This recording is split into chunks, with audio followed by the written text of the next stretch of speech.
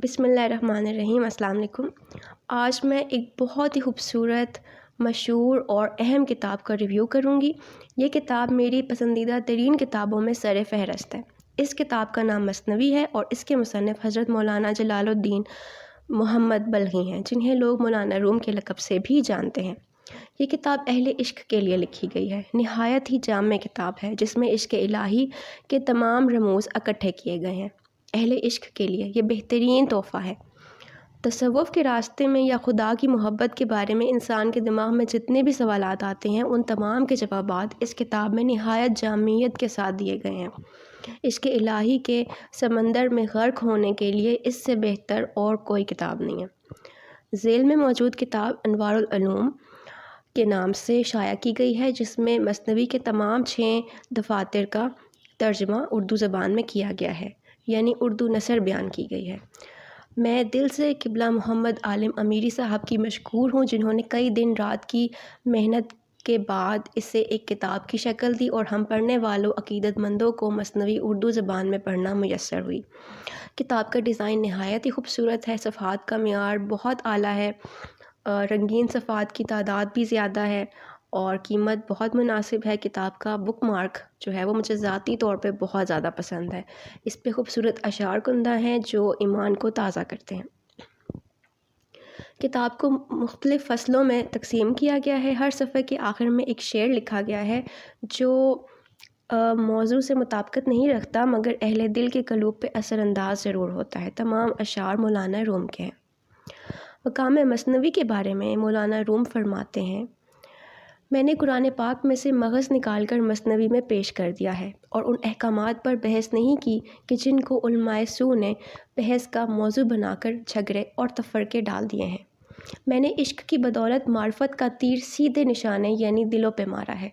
6 دفتروں میں مثنوی کی ایک ہی آواز ہے۔ اس کا خلاصہ فنا کے سمندر میں غوطہ لگانا ہے۔ مثنوی کو پڑھنے والا انسان اگر فقر کے کمال کو نہ بھی پہنچے، پھر بھی شیطان کے ہتھ کنڈوں سے ضرور محفوظ ہو جاتا ہے۔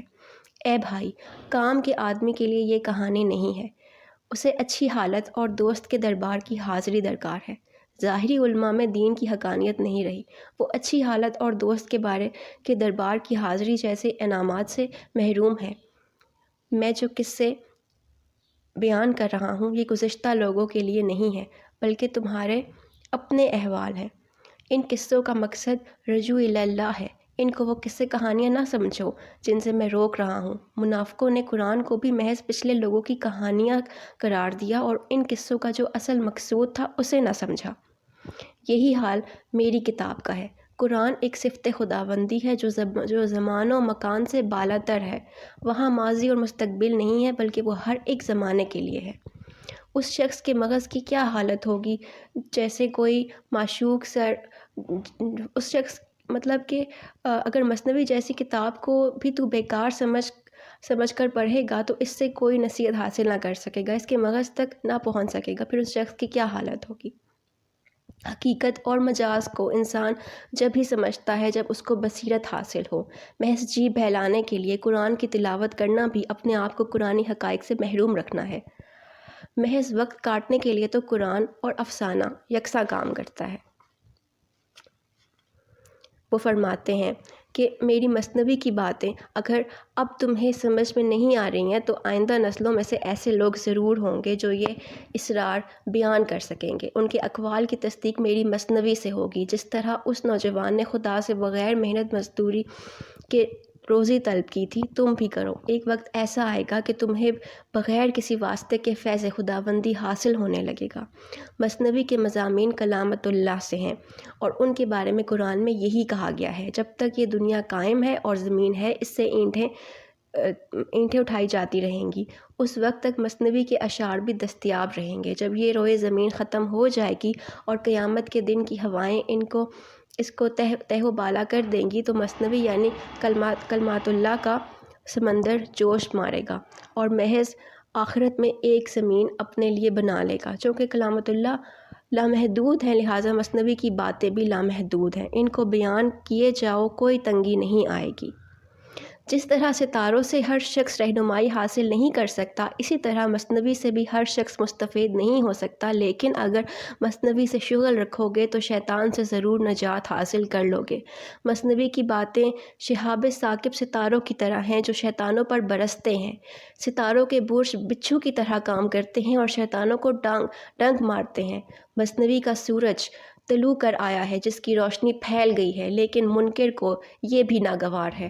عداوت کی وجہ سے دشمن شہد اور دودھ کو بھی زہر سمجھتا ہے۔ یہ شہد اور زہر ہونا مثنوی ہی کی خصوصیت نہیں ہے، بلکہ ہر اچھی چیز کا یہی حال ہے۔ حضرت عمر رضی اللہ تعالیٰ عنہ کے لیے ان کے فاروقی تریاق کی وجہ سے مخالفین کا زہر قند بن گیا تھا، اس لیے ان کے لیے وہ زہر مضر نہ رہا۔ وہی تریاق کے فاروقی اگر تو حاصل کر لے گا تو تو بھی اپنے زمانے کا فاروق بن جائے گا۔ مثنوی صرف توحید کی دکان ہے۔ توحید کے مضامین کے علاوہ کچھ بھی مذکور ہے وہ بت ہے۔ عوام جب غیر توحیدی مضامین سنتے ہیں تو متوجہ ہو جاتے ہیں، ساتھ ہی ساتھ توحیدی مضامین بھی سننے کا ان کو موقع مل جاتا ہے۔ یاد رکھو، نگاہ ہمیشہ باطن پر رکھو، اگر ایسا کرو گے تو شاہ ہو ورنہ گمراہ ہو۔ الفاظ کو جسم اور اس کے معنی کو روح سمجھو۔ جسمانی آنکھ صرف جسم کو دیکھتی ہے، لیکن روحانی آنکھ کی نظر روح پر بھی پڑتی ہے۔ یہی حال مثنوی کا ہے۔ جو اس کی کہانیوں کی طرف دیکھے گا تو صرف لفظوں کو دیکھے گا اور بد عقیدہ ہو جائے گا، اور جو حکایتوں کے مقاصد پر غور کرے گا وہ ان سے خوب فائدہ اٹھائے گا۔ مولانا امیری صاحب اس کتاب کے بارے میں فرماتے ہیں کہ صرف عشق و محبت کے ذریعے انسان کے دل میں روحانی درد پیدا ہوتا ہے، اور صرف یہ درد ہی ذات باری تعالیٰ تک رسائی حاصل کرنے کا راستہ ہے۔ اسی لیے ہمارے آقا سرور کائنات صلی اللہ علیہ وآلہ وسلم نے درد و گریہ کو اپنا پسندیدہ عمل فرمایا۔ حضور صلی اللہ علیہ وآلہ وسلم تنہائی میں اکثر اوقات گریہ و زاری ہی میں گزارتے، اور صحابہ کرام کو بھی اس کی تلقین فرماتے۔ عشق بجز رحمت خداوندی انسان کو حاصل نہیں ہو سکتا۔ اس کا واحد ذریعہ کوئی صاحب حال عاشق صادق مرشد ہی ہوتا ہے۔ اس کتاب کا جو پہلا باب ہے وہ بہت ہی خوبصورت انداز پہ اس کی شروعات کی گئی ہے۔ میں کچھ سطریں پیش کرتی ہوں، گوش گزار کیجیے۔ بانسری سے سن کیا حکایت بیان کرتی ہے، اور جدائیوں کی کیا شکایت کرتی ہے، کہ جب سے مجھے بنسلی سے کاٹا ہے میرے نالوں سے مرد و عورت سب روتے ہیں۔ میں ایسا سینہ چاہتی ہوں جو جدائی سے پارا پارا ہو، تاکہ میں عشق کے درد کی تفصیل سناؤں۔ جو کوئی اپنی اصل سے دور ہو جاتا ہے وہ اپنے وصل کا زمانہ پھر تلاش کرتا ہے۔ میں مجمع میں روئی، خوش اوقات اور بد احوال لوگوں میں رہی۔ ہر شخص اپنے احوال کے مطابق میرا یار بنا، لیکن میرے اندر سے میرے رازوں کی جستجو نہ کی۔ میرا راز میرے نالوں سے دور نہیں ہے، لیکن آنکھ اور کان میں وہ نور موجود نہیں ہے۔ روح عالم ارواح میں اپنی اصل یعنی ذات حق میں لوٹنے کی مشتاق ہے۔ جو اس راز کو سمجھتا ہے وہی میرے نالے کی اصل کو بھی سمجھتا ہے۔ بدن روح سے اور روح بدن سے چھپے ہوئے نہیں ہیں، لیکن کسی کے پاس روح کو دیکھنے کا دستور نہیں ہے، یعنی بدن روح کا مشاہدہ نہیں کر سکتا۔ بانسری میں آنے جانے والی ہوا نہیں بلکہ آگ ہے، اور جس میں یہ آگ نہ ہو اس کے لیے موت بہتر ہے۔ عشق کی آگ ہے جو بانسری میں لگی ہوئی ہے، اور مستی اسی جوش عشق کی وجہ سے ہے۔ بانسری اس کی ساتھی ہے جو اپنے یار سے کٹا ہوا ہے۔ اس کے راگوں نے ہمارے دلوں پر پڑے ہوئے پردے پھاڑ دیے ہیں۔ بانسری زہر بھی ہے اور تریاق بھی۔ بانسری خطرناک راستے کی بات کرتی ہے، یعنی مجنوں کے عشق کے قصے بیان کرتی ہے۔ بانسری کی طرح گویا ہم دو منہ رکھتے ہیں، ایک منہ اللہ کے لبوں میں چھپا ہوا ہے، جیسے بانسری کا ایک منہ بجانے والے کے منہ میں چھپا ہوتا ہے، اسی طرح دوسرے منہ سے جو آواز برآمد ہوتی ہے دراصل وہ بجانے والے ہی کی ہوتی ہے۔ یوں ہمارے سب کام بھی مشیت ایزدی کی وجہ سے ہیں، لیکن ہم اپنی کم عقلی کی وجہ سے سمجھتے ہیں کہ ہم نے یہ کام کیا، ہم نے وہ کیا۔ بانسری کے ظاہری سوراخ سے جو آواز آ رہی ہے وہ اس سوراخ کی آواز ہے جو بانسری بجانے والے کے منہ میں چھپا ہوا ہے۔ ایک منہ روتا ہوا تمہاری جانب ہے جس نے آسمان میں شور و غل مچایا ہوا ہے، لیکن جسے آنکھ میسر ہے وہ جانتا ہے کہ اس سرے کی آہ و فریاد اسی جانب سے ہے۔ اس دنیا میں جو لوگ عشق کے زیر اثر آہ و فریاد کرتے ہیں، دراصل اس کا منبع ذات الہی ہی ہے۔ بہت خوبصورتی سے انسان کی روح کو بانسری سے تشبیہ دی گئی اور بہت خوبصورت انداز سے اس پورے قصے کو بیان کیا گیا ہے۔